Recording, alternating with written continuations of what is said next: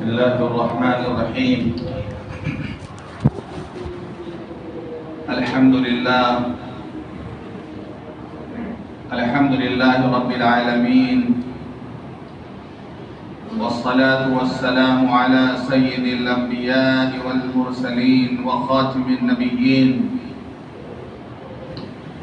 سيدنا محمد وآله وصحبه أجمعين، ومن تبعهم بإحسان ودعا بدعوتهم إلى يوم الدين.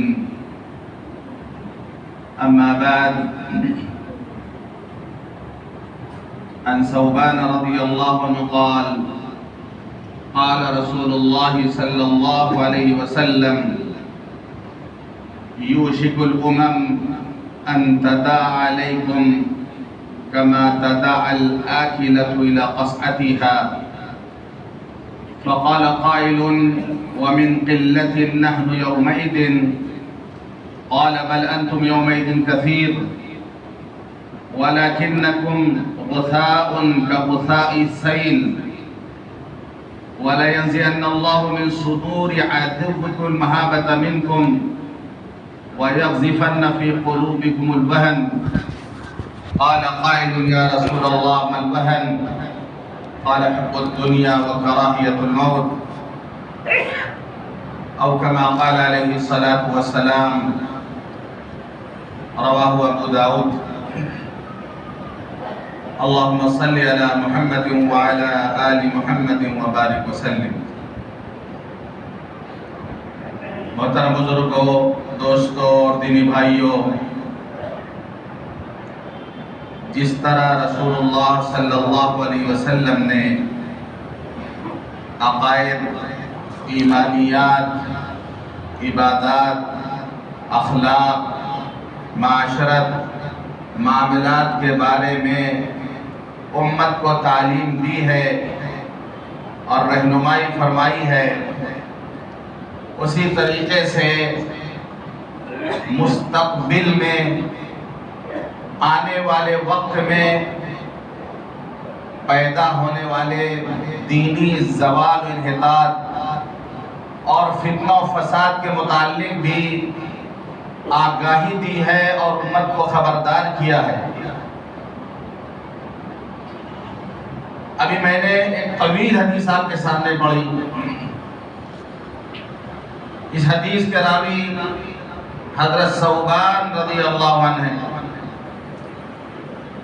حضرت صہیب رضی اللہ عنہ وہ روایت کرتے ہیں کہ رسول اللہ صلی اللہ علیہ وسلم نے ارشاد فرمایا: یوشک ان تداعى علیکم، وہ زمانہ قریب ہے کہ دوسری قومیں تمہیں ختم کرنے کے لیے، تمہیں مٹانے کے لیے اس طریقے سے ایک دوسرے کو بلائیں گی جس طریقے سے کھانے والے لوگوں کو اپنے دسترخوان کی طرف بلاتے ہیں۔ یوشک الامم ان تداعى علیکم کما تداعى الآکلة الی قصعتها، وہ زمانہ قریب ہے کہ جب دوسری قومیں ایک دوسرے کو بلائیں گی جس طریقے سے کھانے والا دسترخوان کی طرف بلاتا ہے۔ صحابہ نے یہ بات سنی تو حیران رہ گئے۔ کسی نے سوال کیا: وَمِن قِلَّةٍ يَوْمَئِذٍ، اللہ کے رسول کیا اس وقت ہماری تعداد کم ہو جائے گی؟ دوسری قومیں ہمیں مٹانے کے لیے، ہمیں برباد کرنے کے لیے جو ایک دوسرے کو بلائیں گی تو کیا مسلمانوں کی تعداد کم ہو جائے گی؟ کیا ہم تھوڑے ہو جائیں گے، بہت کم رہ جائیں گے؟ قال لا بل انتم یومئذ کثیر، آپ نے فرمایا نہیں بلکہ تم زیادہ تعداد میں ہوگے۔ آج آج کے اعتبار سے بہت زیادہ تعداد میں ہو گئے. بل انتم یومئذ کثیر ولکنکم غثاء کغثاء السیل، لیکن تمہاری حالت جیسے جھاگ کا پورا کرکٹ ہوتا ہے، جھاگ کا پھین جمع ہو جاتا ہے سمندر کنارے جا کے دیکھیں، یا سیلاب میں جو پورا کرکٹ جمع ہو جاتا ہے، اس کی کوئی حیثیت نہیں ہوتی، اس کا کوئی وزن نہیں ہوتا، تو تمہاری حالت جھاگ کے پورے کرکٹ کی جیسی ہو جائے گی، بالکل بے وزن.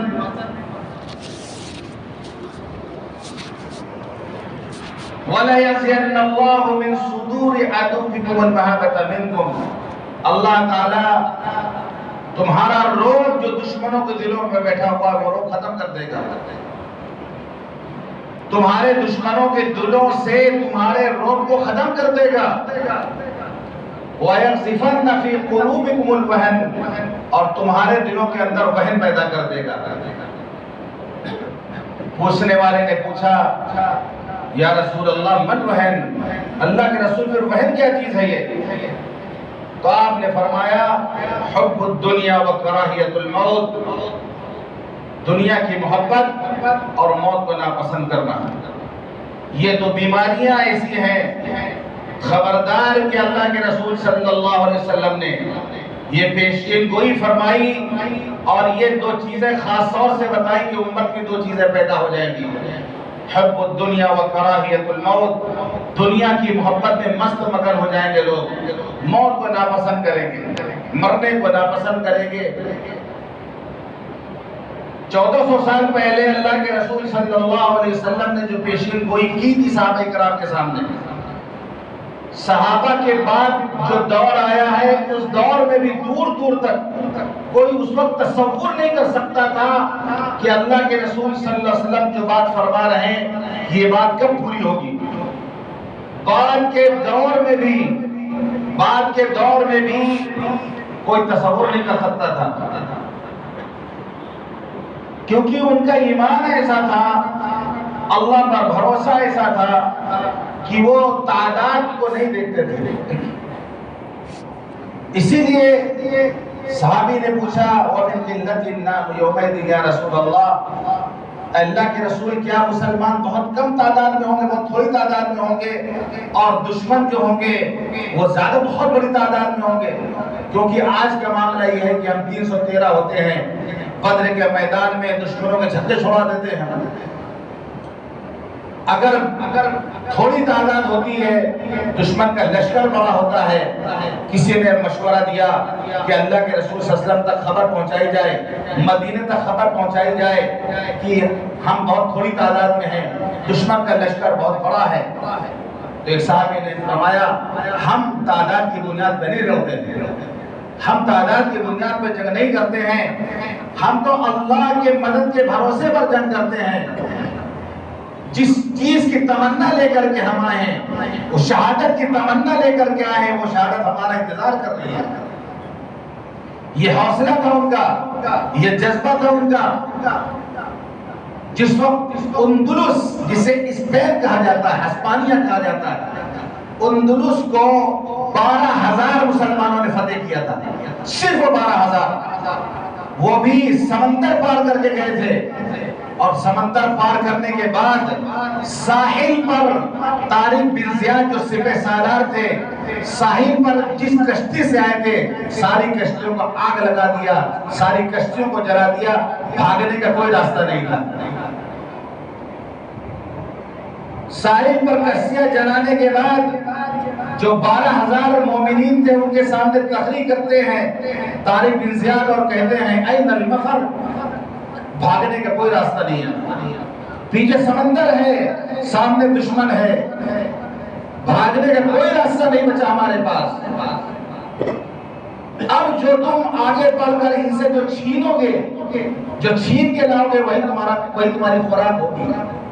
اور یہ اپنے وطن میں ہیں اور ہم مسافر باہر سے آئے ہیں، لیکن بھاگنے کا کوئی راستہ نہیں ہے. تو ایسا عزم اور حیصلہ تھا کہ کشتی جلا دی کہ واپس ہم کو نہیں جانا ہے، کشتیاں ہم نے جلا دی ہیں بھروسے پہ تیرے. کشتیاں ہم نے جلا دی ہیں بھروسے پہ تیرے، اب یہاں سے نہیں ہم لوٹ کے جانے والے۔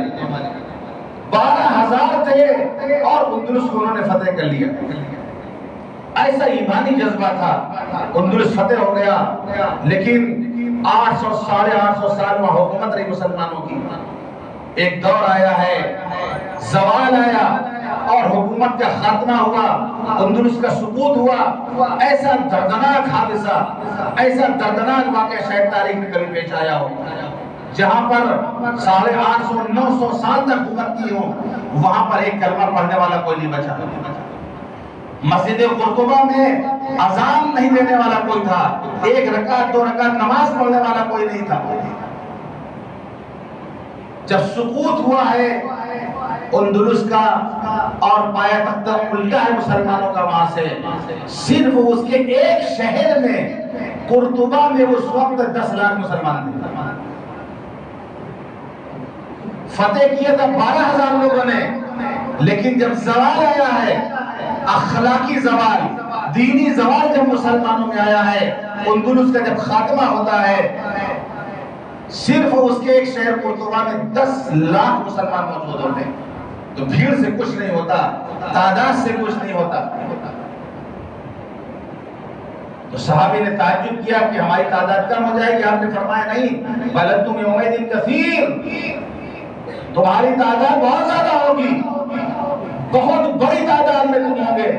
آج ہم اپنی تعداد دیکھ لیں، 57 اسلامی ملک ہے ہمارے پاس، لیکن آج صورتحال فلسطین کی آپ دیکھ لیں، کوئی ساتھ دینے کو تیار نہیں ہے، کوئی ساتھ دینے کو، اسرائیل کا ساتھ دینے کے لیے امریکہ تیار ہے، جرمنی تیار ہے، یورپین ممالک تیار ہیں، اس کی وہ مدد کر رہے ہیں، لیکن اسلامی ملک اتنے ہیں، کوئی فلسطین کے ساتھ کھڑا نہیں ہے، کوئی ساتھ دینے کو تیار نہیں ان کا۔ کیوں؟ وہن لگ چکا ہے، وہن۔ وَلَكِنَّكُمْ غُثَاءٌ كَغُثَاءِ السَّيْلِ، تمہاری حیثیت سیلاب کے جھاگ کی طرح ہو جائے گی۔ یہ اللہ کا بے لاگ قانون ہے، یہ ابدی قانون ہے اللہ کا، جو قرآن میں اللہ نے اعلان کیا ہے، اس میں کوئی رد و بدل نہیں۔ اللہ کا بے لاگ قانون قرآن میں آیا ہے، فَأَمَّا الزَّبَدُ فَيَذْهَبُ جُفَاءً وَأَمَّا مَا يَنفَعُ النَّاسَ فَيَمْكُثُ فِي الْأَرْضِ۔ جو چیز جھاگ ہوتا ہے، جو کوڑا کرکٹ ہوتا ہے، جو سیلاب کا جھاگ ہوتا ہے، کوڑا کرکٹ ہوتا ہے، اس کا اپنا کوئی وزن نہیں ہوتا۔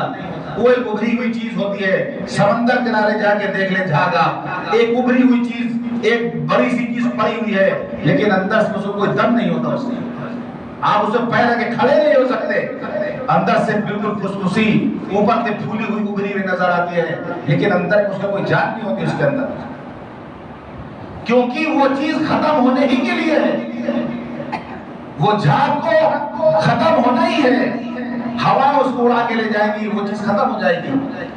اما الزبد فيذهب جفاء، جو جھاگ ہوتا ہے وہ سوکھ جاتا ہے، وہ ختم ہو جاتا ہے۔ واما ما ينفع الناس فيمكث في الارض، اور جس سے لوگوں کو نفع پہنچتا ہے، یعنی پانی، جو پانی جب سیلاب آتا ہے تو جھاگ ختم ہو جاتا ہے، لیکن پانی جس سے لوگوں کو نفع پہنچتا ہے وہ باقی رہتا ہے۔ یہ اللہ کا بے لاگ قانون ہے، قرآن میں اللہ نے کہہ دیا کہ اب کی جھاگ ختم ہونے کے لیے آیا ہے، پانی اس لیے بچا ہے کہ پانی کے اندر نفع پہنچانے کی صلاحیت ہے، وہ لوگوں کو نفع پہنچاتا ہے، انسان جانور اس سے فائدہ اٹھاتے ہیں۔ تو جس چیز میں نافعیت ہوگی، جس چیز میں نفع پہنچانے کی صلاحیت ہوگی، وہ چیز باقی رہے گی۔ جس دن وہ اپنی نافعیت کھو دے گی، نفع پہنچانے کی صلاحیت کھو دے گی، اس کا وجود ختم ہو جائے گا۔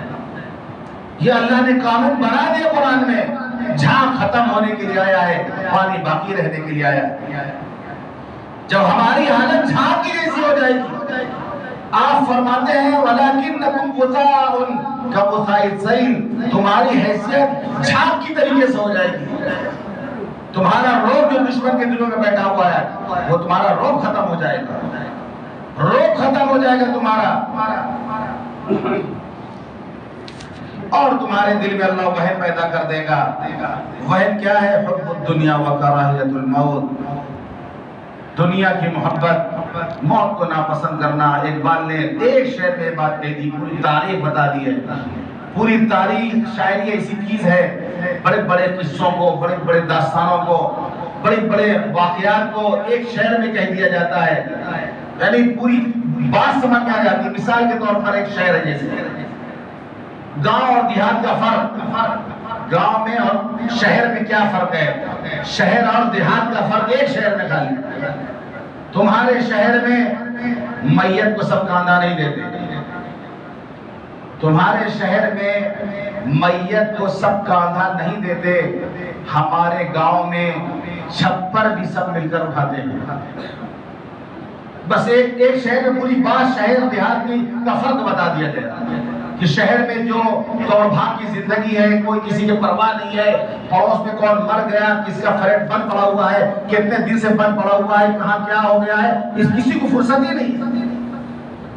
گاؤں میں برگد کے پیڑ کے نیچے، پیپل کے پیڑ کے نیچے چوپالیں ہوتی تھی، ایک جو ہے لوگ بیٹھتے تھے، شام کے وقت پورے گاؤں کے حالات معلوم ہوتے تھے، اور ایک بیٹھکا ہوتا ہے ہر گاؤں میں جہاں لوگ بیٹھتے ہیں، حالات معلوم کرتے ہیں، نماز پڑھ کر کے نکلے، بھائی آج پھلا جگہ چھپر پڑھنا ہے، سب جائے، ہندو مسلمان سب جا کر کے چھپر میں کاندھا لگا کر کے جو ہے چھپر اٹھا دیتے تھے۔ ایک شہر میں بس شہر میں بات کہہ دی۔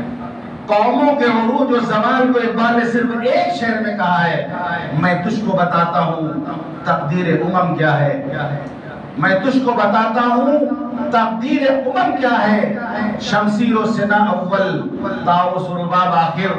آپ کہیں گے ہم کو سمجھ بھی نہیں آیا، شاعری سمجھ میں نہیں آیا۔ اقبال کی شاعری بہت کٹھن ہوتی ہے، اچھے اچھوں کو سمجھ میں نہیں آتی۔ میں تجھ کو بتاتا ہوں تقدیر امم کیا ہے، شمشیر و سنا اول طاؤس و رباب آخر۔ جب تک مسلمانوں کے پاس شمشیر اور ڈھال اور تلوار جب تک ان کے ہاتھوں میں تھی، ان کا عروج تھا، اور جب وہ رباب ناچ گانے بجانے میں مست مگن ہو گئے، اور جو ہے رقص و سرود کی محفلیں منعقد ہونے لگی، اور اس پر دولتیں لٹانے لگی، تو بربادی آ گئی ان کی۔ آج ہم دیکھ لیں، آزادی کے بعد سے ہم نے کیا کیا اس ملک میں، مشاعرے کیے ہم نے، شعرا پر ہم نے روپے لٹائے ہیں، شاعرات پر آج بھی لوگ روپے لٹا رہے ہیں، نعت خانوں پر آج بھی لوگ روپے لٹا رہے ہیں۔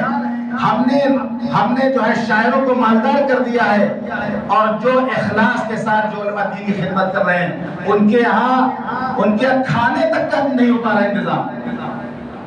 خودکشی کے واقعات ہو رہے ہیں، کبھی نہیں سنا ہوگا کہ وہ عالم ہو کے لوگ خودکشی کرتا ہو، حافظ ہو کے خودکشی کرتا ہو، لیکن آج حالات ایسے آ گئے کہ یہ لوگ بھی مجبور ہو گئے خودکشی کرنے پر۔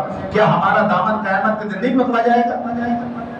شاعرات پر مشاعرے میں روپے لٹانے والے، شاعروں پر روپے برباد کرنے والے قوم، ہم نے کیا کیا؟ جلسہ کیا ہے اس ملک میں، کیا کہ آزادی کے بعد جلسہ، جلوس، مشاعرہ، یہی سب ہوا یہاں پر، اور پیسے اسی میں لوگوں نے لوٹایا ہے۔ شاعروں کو ہم نے مالدار کر دیا، پیروں کو ہم نے مالدار کر دیا، ایک سے جعلی پیر، اللہ اکبر، ایمان کا ان کا دور دور سے واسطہ نہیں ہے، ایسے ایسے پیر لوگوں کی بھیڑ لگی ہوئی ہے۔ آج کل تو موبائل ہے، ہر ایک کے پاس ویڈیو آتی ہوگی، ایسے ایسے اچھل کود مچاتے ہیں، کوئی بمبو پہ چڑھ جا رہا اچھل کر، پیر صاحب نے کچھ پھونک دیا پڑھ کر کے، کوئی پیڑ پہ چڑھ گیا اچھل کر کے، ایسے ایسے ناٹک باز، ایسے ایسے ناٹک کی باز آج پیر بنے ہوئے ہیں۔ یہ طبلہ والے پیر، یہ سارنگی والے پیر، یہ کلہاڑی والے پیر، یہ پھلا والے پیر، ٹھگ رہے لوگوں کو، اور لوگ خوب نذرانہ دے دے کر کے پیروں کو تو ہم نے مالدار کر دیا، پیروں کو ہم نے مالدار کر دیا۔ لیکن جو مخلص لوگ ہیں، جو دین کی خدمت کر رہے ہیں، ان کے لیے ان کو دینے کے لیے ہمارے پاس پیسے نہیں ہیں، ان کو ہدیہ دینے کے لیے ہمارے پاس کچھ نہیں ہے۔ خالی پتہ چل جائے کہ فلاں پیر صاحب آئے ہوئے ہیں، کیسے، اس سے ہم کو مطلب نہیں۔ حال یہی ہے امت کا، عروج و زوال آسان یہی ہے امت کی۔ تو وہن پیدا ہو گیا ہمارے دلوں میں، جتنے اسلامی ملک ہے وہن پیدا ہو چکا ہے، کوئی اپنے عیش عشرت کو چھوڑنا نہیں چاہ رہا۔ صرف مکے مدینے کی میں بات کر رہا ہوں، مکے مدینے میں صبح شام جتنا کھانا پھینکا جاتا ہے، اتنی برکت اللہ نے دی ہے، اتنی برکت اللہ نے دی ہے وہاں پر، جتنا کھانا برباد ہوتا پھینکا جاتا ہے صبح دوپہر اور شام کو، شاید پورے پورے قبیلے کے لیے وہ کافی ہو جائے اتنا کھانا۔ وہاں کے لوگوں نے کسی زمانے میں پیٹ پہ پتھر باندھا تھا، مکے اور مدینے کے لوگوں نے کسی زمانے میں پیٹ پہ پتھر باندھا تھا بھوک کی وجہ سے، لیکن پھر اللہ نے ایسی برکت دی کہ جو لوگ عمرہ کرنے جاتے ہیں دیکھتے ہیں اپنے آنکھوں سے دوپہر میں کتنا کھانا بچتا ہے، شام میں کتنا کھانا بچتا ہے، کیسے ڈالا جاتا ہے، پھینکا جاتا ہے۔ لیکن بس ہمارے اندر وہن پیدا ہو گیا ہے، دنیا کی محبت سما گئی ہے، بس صرف دنیا ہی کے بارے میں ہم سوچتے ہیں، دنیا ہی کے بارے میں ہماری سوچ ہے۔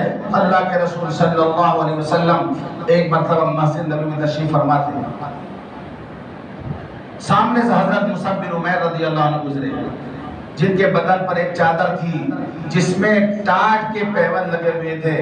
اللہ کے رسول صلی اللہ علیہ وسلم نے ان کی یہ حالت دیکھی تو آپ کی آنکھوں میں آنسو آ گئے۔ ان کے پہلے کا زمانہ ہے کہ اسلام لانے سے پہلے بڑے ناز و نعیم میں پلے تھے وہ۔ حضرت مصعب بن عمیر مکے کے خوبرو نوجوان تھے، ان کی ماں بہت مالدار تھی، 200 دینار کے اس وقت کپڑے ان کو پہناتی تھی، اسپیشل حضرت موت سے ان کے لیے جوتا بن کے آیا کرتا تھا، جوتا پہننے کے لیے۔ ایسے لاڈ و پیار سے پلے تھے، لیکن جب اسلام انہوں نے قبول کیا تو ماں ناراض ہو کر ماں نے گھر سے نکال دیا تھا، سب کچھ ختم ہو گیا، ساری دنیا چھن گئی، اور ایک کمبل ہے بدن پر، اس میں بھی جو ہے ٹاٹ کے پیون لگے ہیں۔ تو یہ یاد کر کے اللہ کے رسول صلی اللہ علیہ وسلم کی آنکھوں میں آنسو آ گئے۔ پھر آپ نے صحابہ سے پوچھا کہ بتاؤ اس وقت تمہاری کیا حالت ہوگی، اس وقت تمہاری کیا حالت ہوگی جب تم میں سے کوئی شخص صبح کو الگ جوڑا پہنے گا، شام کو الگ جوڑا پہنے گا، ایک سوٹ صبح میں پہنے گا، شام میں سوٹ بدل کر کے شام میں دوسرا سوٹ پہنے گا، کھانے کا ایک پیالہ اس کے سامنے سے اٹھایا جائے گا، دوسرا رکھا جائے گا، اپنے گھروں کو اس طریقے سے پردہ لگاؤ گے، سجاؤ گے جس طرح کانٹے کا گلاف چڑھایا جاتا ہے۔ صحابہ نے عرض کیا اللہ کے رسول موج ہوں گے، ہمارے مزے ہوں گے، ٹھاٹ باٹ ہوگا، فروانی ہوگی، کھانے پینے کی کمی نہیں ہوگی، خوب عبادت کریں گے اللہ کے ہم لوگ۔ اچھا تو ہے، صبح شام کھانے کو ملے گا، صبح کو ایک کپڑا پہنیں گے، شام کو ایک کپڑا پہنیں گے، اور ہر چیز کی آسانی ہوگی تو عبادت کے لیے خوب موقع ملے گا، خوب عبادت کریں گے، بہت اچھا ہے وقت۔ تو آپ نے فرمایا نہیں، اس وقت کے مقابلے میں آج تم زیادہ بہتر حالت میں ہیں، آج تم زیادہ بہتر حالت۔ آج ہم اپنا جائزہ دے رہے ہیں، روزانہ کپڑے بدلتے ہیں لوگ، اور جو ہے کھانے کے لیے انواع اقسام کی قسمیں چیزیں ان کے سامنے، گوشت بھی ہے، سبزی بھی ہے، دال بھی ہے، بریانی بھی ہے، ایک اٹھایا جاتا ہے، پلیٹ لگ رکھا جا رہا، ہر طرح کے صبح شام آدمی چاول بھی کھا رہا، روٹی بھی کھا رہا، ہر چیزیں کھا رہا ہو، مست و مگن ہے، لیکن عبادت کے لیے تیار نہیں ہو۔ صحابے نے کہا کہ ہم لوگ خود عبادت کریں گے، لیکن وہ زمانہ آ گیا آسانی کا، لیکن عبادت نہیں ہو پا رہی ہے، عبادت نہیں ہو پا رہی ہے، کیونکہ دنیا کی محبت میں ہم، دنیا کی خرافات میں ہم مست و مگن ہو گئے۔ حضرت حضور صلی اللہ علیہ وسلم نے ارشاد فرمایا کہ جب تمہارے عمراء، تمہارے سربراہ، تمہارے سردار دیندار ہوں، تمہارے مالدار سخی ہوں، اور تمہارے معاملات آپس کے مشورے سے طے ہوتے ہوں، تو اس وقت زمین کے اوپر کا حصہ تمہارے لیے نیچے کے حصے کے مقابلے میں بہتر ہے۔ اگر اوپر کا حصہ تمہارے لیے بہتر ہے، جب یہ تین چیزیں رہیں تو تمہارے لیے اوپر کا حصہ نیچے کے حصے سے بہتر ہے۔ نمبر ایک، عمرہ نیک اور دیندار ہوں۔ نمبر دو، مالدار جو ہوں تم میں سے وہ سخی ہوں، فراخ دل ہوں۔ نمبر تین، تمہارے آپس کے معاملات مشورے سے طے ہوتے ہیں، تب زمین کا اوپر کا حصہ تمہارے لیے بہتر ہے۔ لیکن جب معاملہ برعکس ہو جائے کہ تمہارے عمراء بے دین ہو جائیں، تمہارے مالدار بخیل و کنجوس ہو جائیں، تمہارے معاملات عورتیں طے کرنے لگیں، اس وقت زمین کے اوپر کے حصے کے مقابلے میں زمین کے نیچے کا حصہ تمہارے لیے زیادہ اچھا ہے، یعنی تم برباد کر دی جاؤ گے، ختم کر دی جاؤ گے، تمہیں جینے کا کوئی حق ہی نہیں ہوگا اس وقت۔ کہ تم زمین پر زندہ رہو، زمین پر چلو پھرو، اس وقت تو تمہارے لیے زمین کے نیچے کا حصہ ٹھیک ہے تمہارے لیے۔ آج دیکھ لی حدیث کی روشنی میں ہمارے عمرہ کا کیا حال ہے، ہمارے جو مالدار لوگ ہیں ان کا پیسہ کہاں لگ رہا، کہاں پر وہ فراق دل بنتے ہیں، کہاں پہ کنجوس بنتے ہیں، اور ہمارے مشورے کہاں طے ہو رہے ہیں، عقل مندوں کے ساتھ بیٹھ کر، صاحب الرائے لوگوں کے ساتھ بیٹھ کر طے ہو رہے ہیں، یا کہ جو ہے بیگمات ہمارے طے کر رہی معاملات کو، عورتیں طے کر رہی ہمارے معاملات کو۔ دیکھ لیں، ہم ہر ایک اپنا جائزہ لے لیں۔ تو آج معاملہ اس کے برعکس ہے، تو اللہ کے رسول نے فرما دیا وقت امت کی بربادی کا وقت ہوگا۔ تو آپ نے جو ارشاد فرمایا یہ اس لیے کہ جو بچ سکتا ہے وہ بچے۔ آپ نے پیشین گوئی فرما دی ہے وہ تو برحق ہے، وہ تو پوری ہو کر رہے گی۔ جو پیشین گوئیاں آپ نے فرمائی ہیں وہ پوری ہو کر رہیں گی۔ جو بچ سکتا ہے وہ بچے۔ تو حب الدنیا و کراہیت الموت، دنیا کی محبت، موت کو ناپسند کرنا۔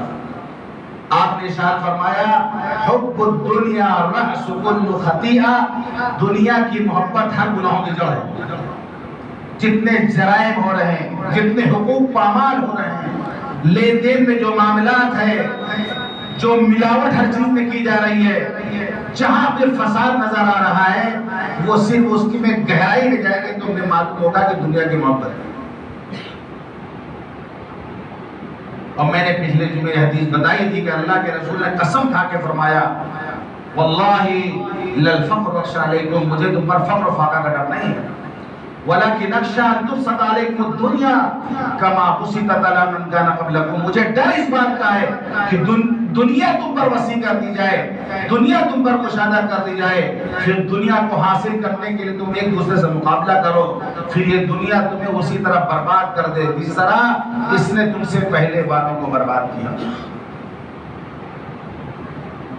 اور دوسری بات آپ نے فرمائی موت کو ناپسند کرنا،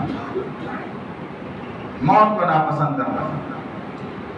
حدیث پاک میں آتا ہے من احب لقاء اللہ احب اللہ لقاءہ ومن کرہ لقاء اللہ کرہ اللہ لقاءہ، جو اللہ سے ملنا پسند کرتا ہے اللہ بھی اس سے ملنا پسند کرتا ہے، جو اللہ سے ملنا نہیں پسند کرتا تو اللہ بھی اس سے ملنا نہیں پسند کرتا۔ آپ نے صحابہ کو دیکھا کھلکھلا کر ہنستے ہوئے مسجد میں، اور کھلکھلا کے ہنسنا اس جگہوں میں یہ بہت زیادہ غفلت کی علامت ہے۔ آپ نے فرمایا اگر تم لذتوں کو توڑ دینے والی موت کو یاد کرتے تو کھلکھلا کے نہ ہنستے۔ اکثر ذکر حاصل لذات الموت، لذتوں کو توڑ دینے والی موت کو کثرت سے یاد کیا کرو۔ آپ نے فرمایا جس طریقے سے لوہے کو زنگ لگ جاتا ہے اسی طرح دلوں کو زنگ لگ جاتا ہے۔ پوچھا کہ اللہ کے رسول صفائی کیسے ہوگی؟ آپ نے فرمایا موت کو زیادہ یاد کرنے سے اور قرآن کی تلاوت کرنے سے۔ ہمارے یہاں موت کا کوئی تذکرہ ہی نہیں، لگتا ہے ہمیشہ جینے کے لیے ہم آئے ہیں۔ اور جیسا کہ میں نے پہلے بھی عرض کیا تھا کہ اگر زندگی کا خاتمہ موت ہی ہے تو شہادت سچی کوئی موت نہیں، شہادت سے بڑھ کر کوئی موت ہی نہیں ہے۔ حدیث پاک میں آتا ہے جس کے دل میں پوری زندگی شہادت کا جذبہ پیدا نہ ہوا ہو، کبھی اس کی تمنا نہیں کی ہو، اگر اس تمنا کے بغیر وہ مرے گا تو نفاق کی حالت میں مرے گا، نفاق کی حالت میں مرے گا۔ بہت بڑا درجہ ہے یہ۔ تو جب ہمارے اندر یہ جذبہ تھا، یہ ساری چیزیں تھیں، تو باعزت تھے، معزز تھے، پوری دنیا پر عزت تھی ہماری، لوگ عزت کی نظر سے ہمیں دیکھتے تھے۔ لیکن جب یہ چیزیں ہمارے اندر پیدا ہوئی ہیں، جیسے کہ اللہ کے رسول صلی اللہ علیہ وسلم پیشین گوئی فرمائی ہے، دنیا کی محبت میں ہم ڈوب چکے ہیں، موت کو ہم ناپسند کر رہے ہیں، اور ناپسند کرنے کی وجہ بھی پہلی وجہ ہے کہ دنیا ہم نے اتنا بنا رکھا ہے کہ ہم اپنے کو جی نہیں چاہتا، آخرت ہم نے برباد کر رکھی ہے، دنیا آباد کر رکھی ہے۔ کوئی بھی آدمی بربادی سے آبادی سے بربادی کی طرف جانا پسند نہیں کرتا۔ صحابہ نے دنیا نہیں بنائی تھی، آخرت بنائی تھی، اس لیے وہ اپنی بربادی سے آبادی کی طرف جانا پسند کرتے تھے۔ دنیا انہوں نے برباد، دنیا سے تو کوئی مطلب نہیں تھا. وہ تو کہتے تھے اللہ کے رسول کی زبان میں اللہم لا عیش الا عیش الاخرہ، اے اللہ اصل زندگی تو آخرت کی زندگی ہے، اصل عیش تو آخرت کا عیش ہے. بل تؤثرون الحیات الدنیا والآخرۃ خیر وابقا. اللہ فرماتا ہے کہ تم دنیا کی زندگی کو ترجیح دیتے ہو، آخرت بہتر بھی ہے، باقی رہنے والی ہے. والآخرۃ خیر وابقا، آخرت بہتر بھی ہے دنیا کے مقابلے میں، اور دوسری اور باقی رہنے والی ہے. دنیا بہتر بھی نہیں اور ختم بھی ہو جائے گی، آخرت باقی بھی رہے گی اور بہتر بھی ہے، لیکن تم صرف دنیا کی زندگی کو ترجیح دیتے ہو. آج یہ چیزیں، یہ بیماریاں عام ہو گئی ہیں. یہ دو چیزیں جو اللہ کے رسول صلی اللہ علیہ وسلم نے فرمائی، اسی طریقے سے آپ نے فرمایا دو چیزیں ہیں ابن آدم ناپسند کرتا ہے ان کو، لیکن وہ اس کے لیے بہتر ہے.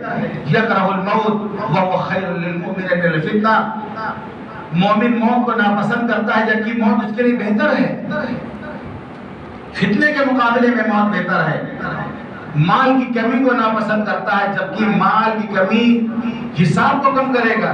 جس کے پاس جتنا کم مال ہوگا حساب اتنا کم دینا پڑے گا. مئی جون کی گرمی میں باہر میدان میں کھڑا کر کے ایک آدمی کو آپ 100 روپے دے دیں، ایک آدمی کو 1000 دے دیں، ایک آدمی کو 1 لاکھ دے دیں، اور کہیں خرچہ کر کے آؤ میدان میں، اور بھیانک دھوپ ہو دوپہر کے وقت، مئی جون کا مہینہ ہو، اور حساب لیجیے آپ ان سے. جس کو 100 روپے دیے وہ جلدی جلدی حساب دے دے گا. 1000 جس کو ملا ہے اس کو ٹائم لگے گا. 1 لاکھ جس کو ملا ہے اس کو اور ٹائم لگے گا حساب دینے میں. 1 کروڑ جس کو ملا ہے اس کو تو بہت زیادہ ٹائم لگے گا. تو اسی طریقے سے اللہ کے آگے معاملہ ہوگا. ہلکے رہو گے تو ہلکا حساب ہوگا. تو اللہ کے رسول نے فرمایا مال کی کمی بہتر ہے ایک مومن کے لیے، لیکن اس کو نہیں پسند کرتا ہوں، جبکہ حساب میں آسانی رہے گی.